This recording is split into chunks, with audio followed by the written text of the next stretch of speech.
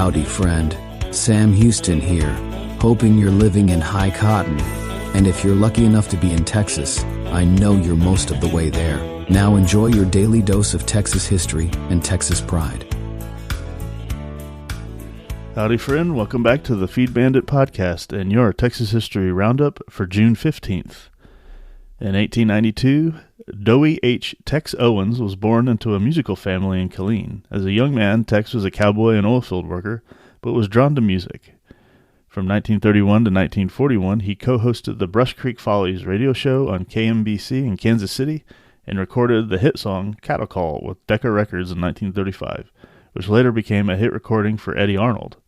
Owens died in New Baden in 1962. In 1921, Bessie Coleman was issued a pilot's license in France by the Fédération Aéronautique Internationale, giving her the distinction of being the first black person in the world to become a licensed pilot. Coleman was born in Atlanta, Texas, and died in a plane crash in 1926 during an exhibition in Florida. In 1937, Waylon Jennings was born near Littlefield. Moving to Lubbock, he met Buddy Holly and was part of Holly's final Crickets tour. Jennings subsequently found success with his Wailers and then teamed with Willie Nelson in creating the Outlaw movement. Their Outlaws in 1976 album received several national awards. Jennings recorded more than 60 albums and is credited with creating a unique sound by combining blues, rock, and country music. A member of the Country Music Hall of Fame, he died in Arizona in 2002. In 1943, the Beaumont riot began, the result of a white woman claiming to have been raped by a black man. More than 2,000 white shipyard workers marched on City Hall and rampaged through black neighborhoods. 3 persons died, and many buildings were burned, and 200 persons were arrested.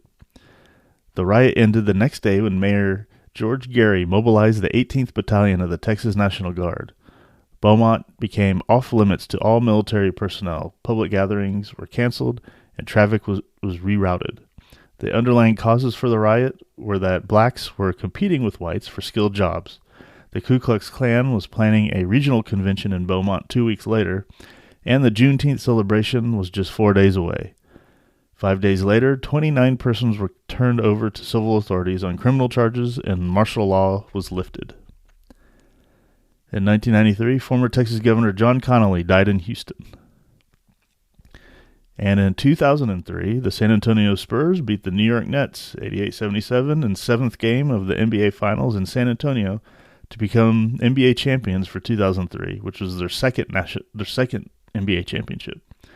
Tim Duncan of the Spurs was voted MVP.